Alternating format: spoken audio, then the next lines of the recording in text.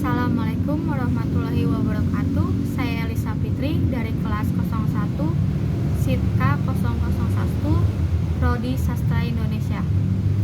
Dan kepada yang terhormat Bapak Suyatno selaku dosen pengampu, saya akan menceritakan suatu legenda Si Pitung dari Betawi.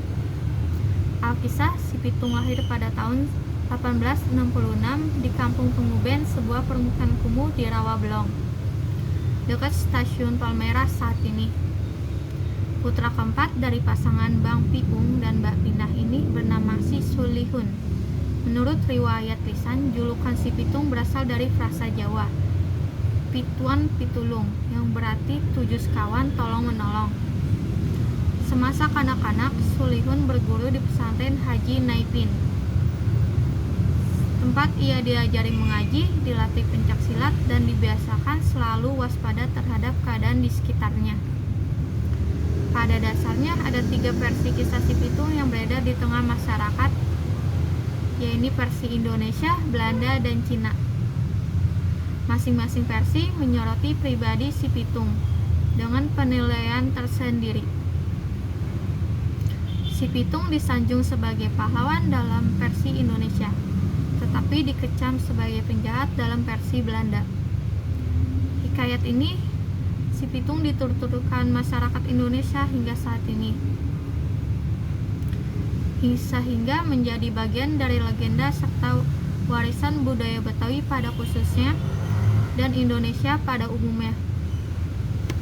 Hikayat Si Pitung kadang-kadang dituturkan dalam bentuk rancak atau sejenis balada, syair, atau cerita lenong.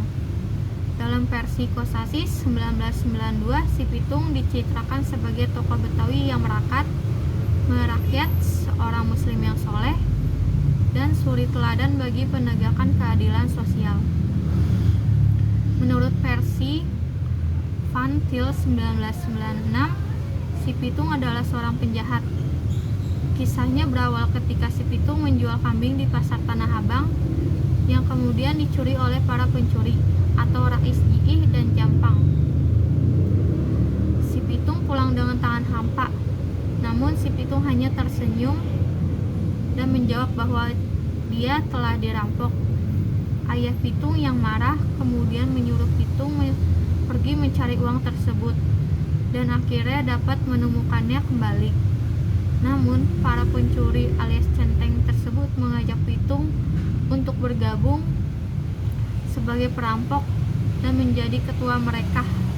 Pada awalnya Si Pitung itu menolak, tetapi pada akhirnya Pitung bergabung dengan mereka. Kemudian mereka melakukan penipuan dengan memberikan surat kepada Haji Saifuddin agar Haji Saifuddin menyimpan uang di tempat Demang Master Cornelis. Pitung menyatakan bahwa uang tersebut dalam pengawasan pencurian.